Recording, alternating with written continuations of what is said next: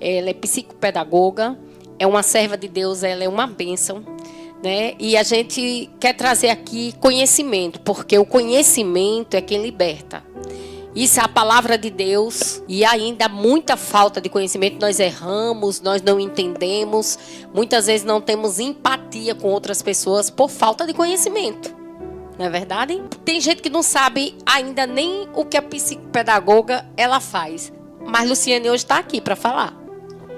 Boa noite para os telespectadores e para as irmãs que estão aqui e a equipe que está nos ajudando nessa noite, né? Nós queremos agradecer e dizer que o psicopedagogo é um profissional que tem cujo objetivo investigar as aprendizagens, né? Saber porque, por exemplo, uma criança não está aprendendo, Carla. Na escola, vem a queixa do professor, o psicopedagogo entra e aí ele vai aplicar alguns testes e vai observar, e vai fazer um mapeamento e vai ver por que aquela aprendizagem não está acontecendo. Se ele desconfiar, porque ele trabalha com hipóteses, ele vai levantar hipóteses, ele pode achar, por exemplo, essa criança é hiperativa, TDAH, eu estou desconfiando que ela é autista, né?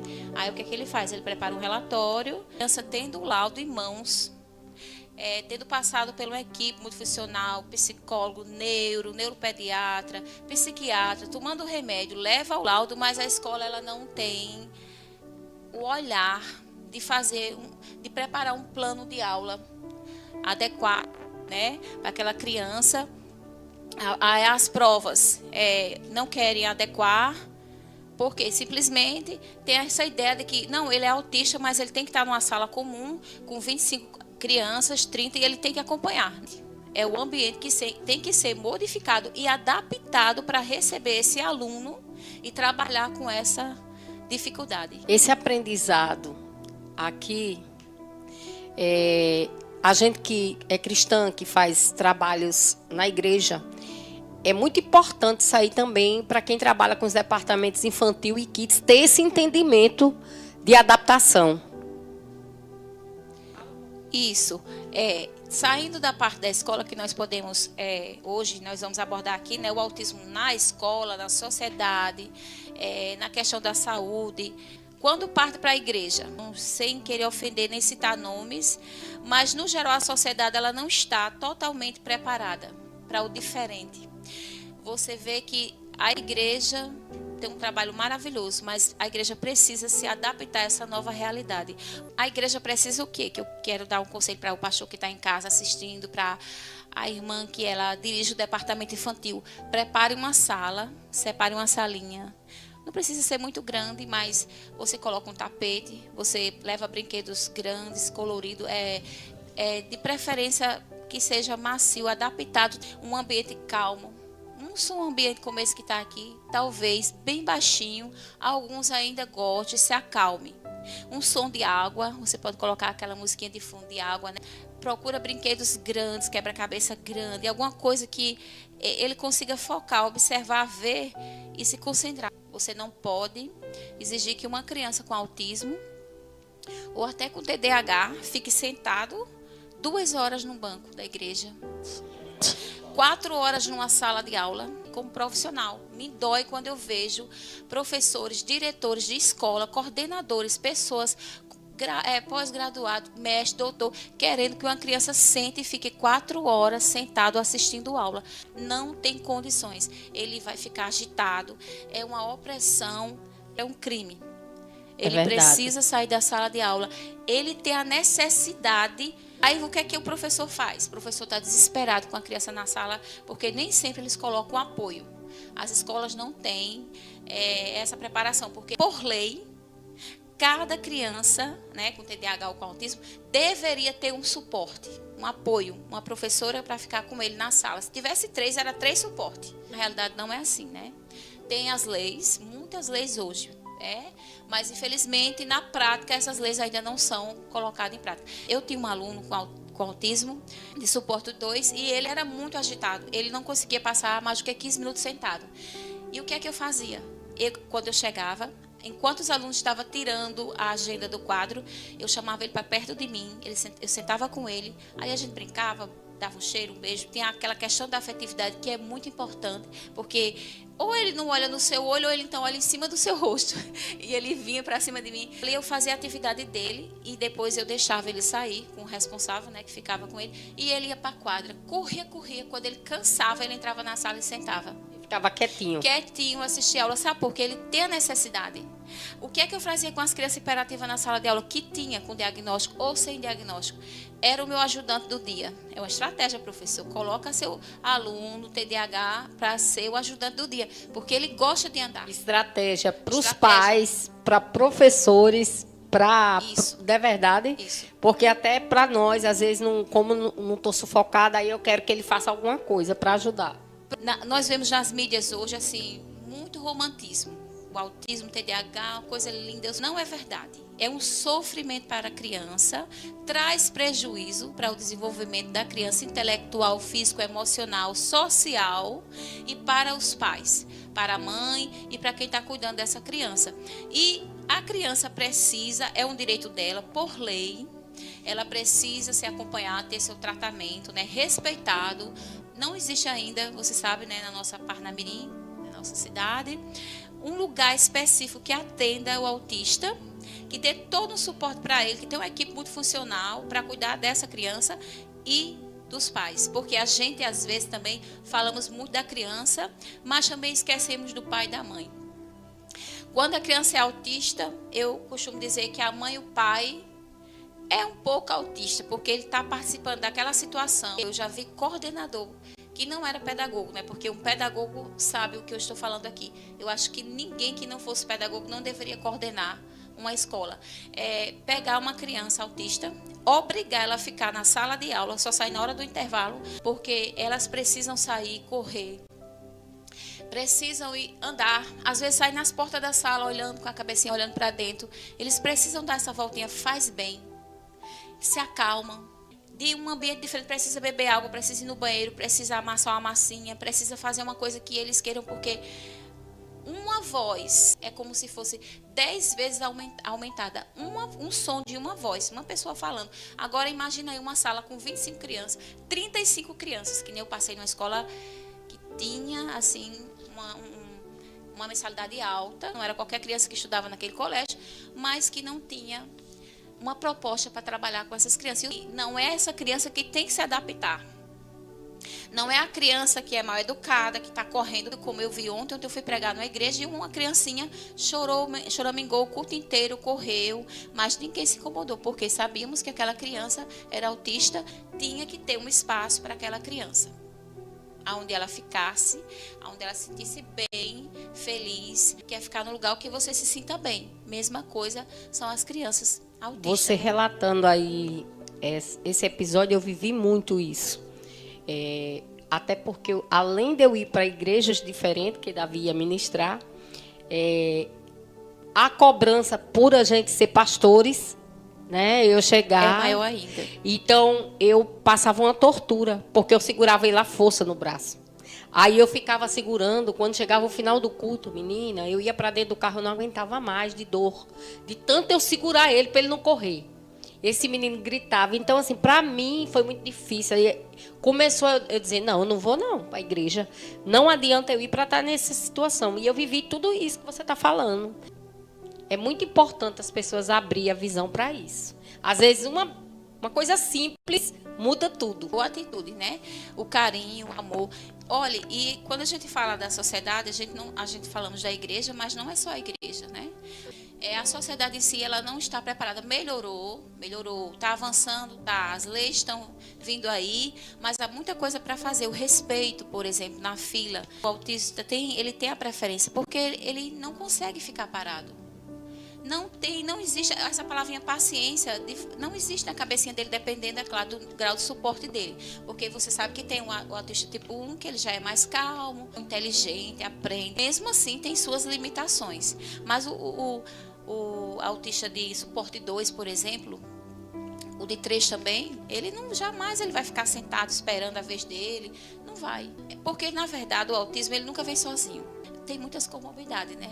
Eu vi agora um médico falando que 43% dos autistas têm TDAH. Ele é hiperativo, né? Então, se ele é hiperativo, automaticamente ele não consegue ficar parado. E como é que funciona a mente de uma pessoa hiperativa, né? Que tem o TDAH. E o TDAH é o quê? É justamente, tem 3 características para que a pessoa seja diagnosticada com TDAH. A impulsividade, a desatenção e a hiperatividade. Então, assim, se ele é impulsivo, ele não consegue ficar muito tempo sentado. Já está dizendo, ele é impulsivo, ele está automaticamente, sem nem ele perceber, ele está fazendo alguma coisa, está se movimentando, está se mexendo. E também tem a questão da distração, né? Às vezes sai tropicando, batendo em tudo, faz coisas que não deveria ter fazer, mas porque é o estado do cérebro, né? É uma doença? Não. É um estado do cérebro, né? A mãe, o pai não sabe o que o filho tem ainda. É difícil, às vezes, aceitar. E também a mãe, eu percebi, nesses 24 anos trabalhando com a educação, e a maioria deles com crianças autistas e TDAH e com outras comorbidades e com outros déficits, que os pais de primeiro filho, principalmente, têm dificuldade em perceber. Eles acham que é um comportamento normal, que ele está crescendo. Não, quando ele crescer mais, ele vai melhorar. Aí faz o que Carla falou, vê um sofrimento, né, da mãe e do pai e não entende. Eu fiz alguns testes com uma criança de 6 anos de idade, estava no nível 5. E a professora percebeu, uma das características, né, da criança é que ele estava sempre viajando. Ele não sabia onde estava, que era nem para onde ia, porque, entre aspas, né, quer dizer, essa criança já tinha TDAH. Mas a questão do autismo nele entrava, das hipóteses que eu levantei quando fiz o relatório dele e mandei para o neuro, né? E ele foi depois diagnosticado. E eu fiz aqueles testes com aquela criança e ao final de 2 meses, algumas sessões com ele, eu acho que mais de 10, eu chamei a diretora, conversei, ela ficou um pouco meio chocada, mas eu tinha os testes, né? Cientificamente falando, estavam paradas. E aí fiz um encaminhamento para o médico, ela com medo do pai, porque o pai não aceitava. E quando o pai veio falar comigo, Carla, foi interessante. O pai tinha problema. A fala do pai, tudo que ele viu na infância, na adolescência, dentro de casa, não aceitava, não se tratava, não tomava remédio. E chegou a relatar que foi várias vezes para um psicólogo e fez até terapia. Não aceitava ser medicado, que é muito importante. Mães e pais que estão em casa, se você desconfiar que o seu filho tem alguma coisa de anormal nele, ele não brinca como as outras crianças. Vamos aqui para umas características na infância menor, Carla. A criança tem ausência de fala. Bebê. Chegou 2 anos, não fala nada. Sente que tem alguma coisa que está errada aí. A criança tem 3 anos, 4 anos, mas ele não quer saber de nenhum brinquedo que você dá para ele. Mas ele pega um pneu de carro, uma tábua, qualquer coisa, e ele faz aquilo ali, um brinquedo que ele mesmo criou na mente dele. Ele brinca diferente. Ele não faz contato visual. Você, quando ele está crescendo, você chama pelo nome dele várias vezes, ele nem olha. Possa ser que há um problema de audição aí, mas eu estou falando, ele escuta. Você percebe que ele escuta, mas ele não, você chama e ele não presta atenção. A mãe diz assim, está se fazendo de surdo. Não é, viu, mãe e pai? Significa que você tem que procurar ajuda. E meu conselho é procure primeiro o pediatra do seu filho. Ele vai encaminhar para o neuro. Se ele for o neuropediatra, melhor ainda. Ele vai para um psicólogo. Aí o psicopedagogo vai cuidar das aprendizagens dessa criança. Por quê? Há algumas habilidades que é inato. A gente já nasce com essas habilidades. Essas crianças não têm. Ou se tem, como eu falei para a Carla, está numa caixinha lá. E alguns vai ter que ser estimulado. Vai fazer terapia com o psicopedagogo. E ele vai cuidar das aprendizagens. Ele vai ter ferramentas. Vai trabalhar para que essa criança aprenda. Ele vai aprender de um modo diferente. Mãe, ele não aprende? Aprende. Ele vai aprender sim. Nível de suporte 1, nível de suporte 2, aprende. O nível de suporte 3, que é o mais grave, é o severo, que tem ausência de fala de tudo, vai ser diferente, que eu posso trazer em outro momento, que cada um desses níveis aí de suporte consegue, até onde eles podem avançar, onde a ciência diz, né? O psicólogo vai tratar do comportamento. E assim, porque a mãe faz tudo o que ele quer. Dele, ele parece que ele é contra tudo. Ele é aquela pessoa do contra. Esse menino não quer nada, não aceita nada que eu digo, não obedece, é desobediente. Ele não vai aceitar fácil o que você diz. Você vai ter que ter todo um jogo de cintura, aí você vai precisar da psicóloga para trabalhar o comportamento dessa criança, né? E também ela vai lhe orientar.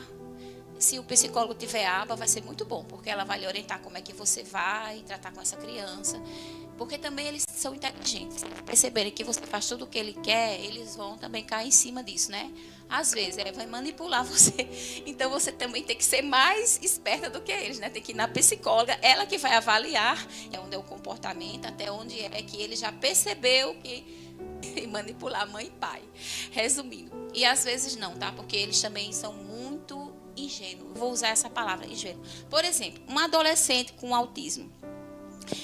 Ele vai ter dificuldade em namorar, em ter relacionamento, em fazer amizade, em iniciar uma conversa e manter aquela conversa. Estou tendo uma experiência incrível, que estou atendendo um adulto pela primeira vez.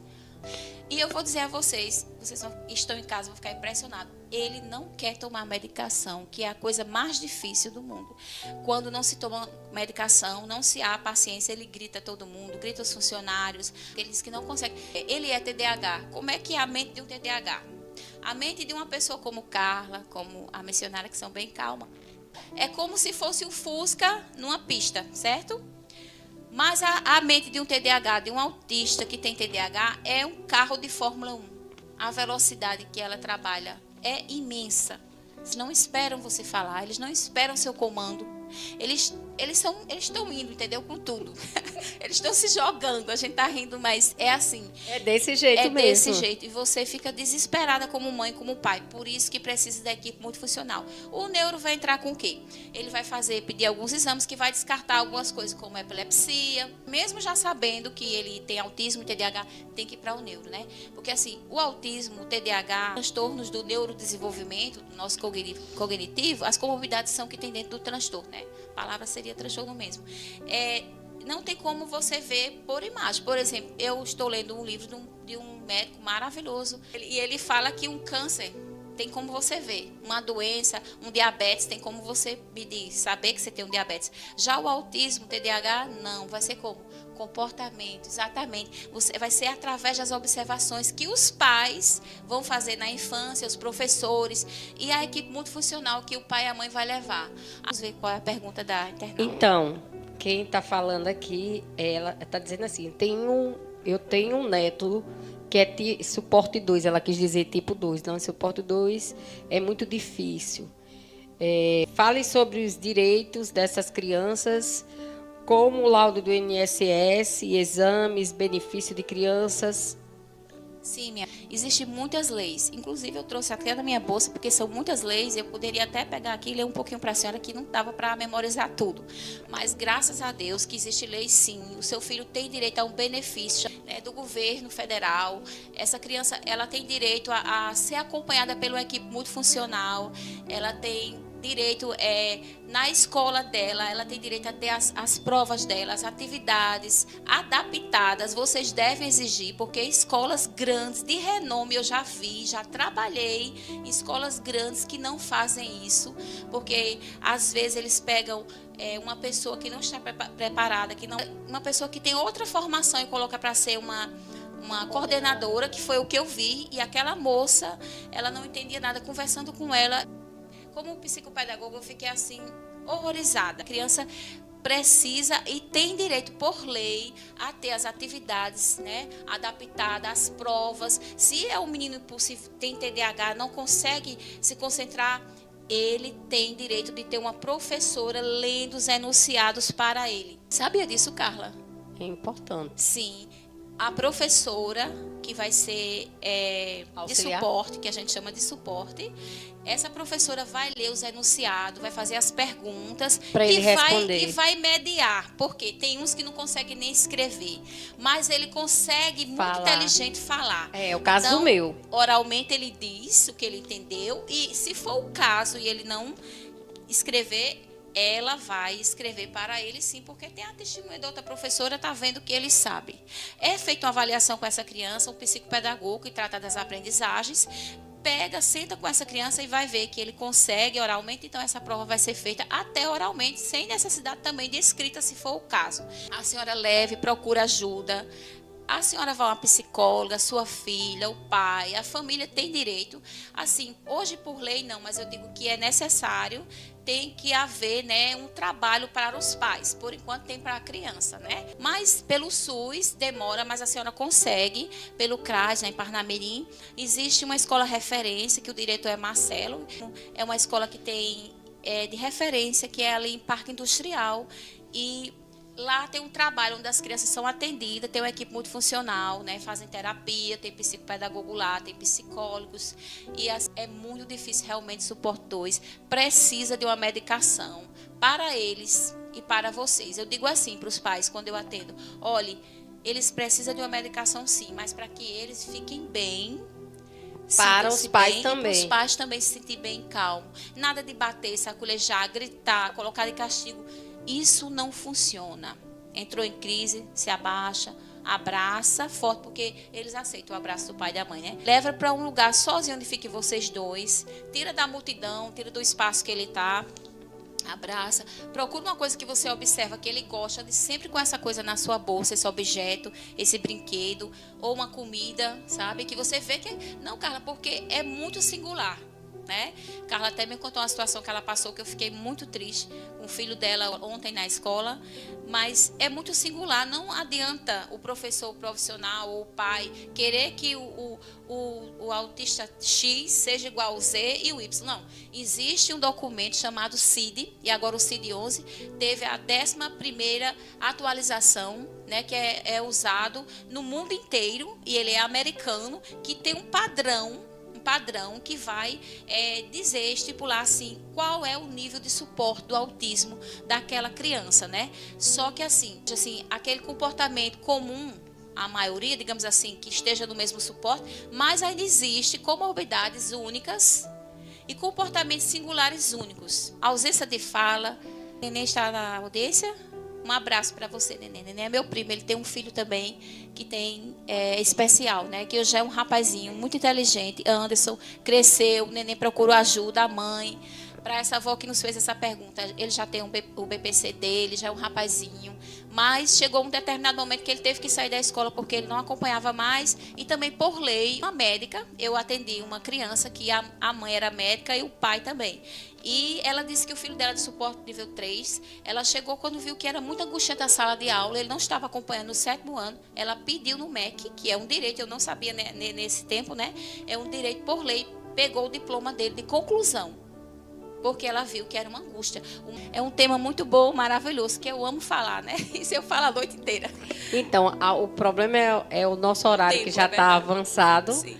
Né? Eu tenho certeza que você vem outra vez aqui, Iremos. porque para tirar mais Se as mães quiserem, pede a Carla, faz as perguntas, manda e ela faz um programa só para responder, uma live, né? Nós vamos fazer uma live. Quem não nos segue no Instagram, eu quero deixar aqui, @carlacosta8995. Siga a gente lá. Eu quero passar para a Luciane fazer os agradecimentos, que o horário da gente já está avançado ali. O nosso diretor já mostrou ali. Então, eu quero agradecer a vocês que estão vindo. Não deu mais para responder a pergunta, mas a gente pode digitar e responder para ela online, viu, Carla? Eu faço questão de responder as perguntas que tiverem aí. Muito obrigado a Carla pela confiança, as amigas que estão aqui, que estou conhecendo hoje, e o diretor, né, pela paciência. E os pais que estão em casa, podem mandar suas perguntas para a Carla na página dela e a gente... Estamos aqui e ajudamos com o maior prazer. Nós amamos essa causa, amamos as crianças que têm essas dificuldades, trabalhar com essas crianças e temos, assim, um pouquinho de experiência para passar também, trocar a experiência com vocês, né? E ajuda. Muito obrigado, um abraço para todos e que a paz de Cristo esteja com todos vocês.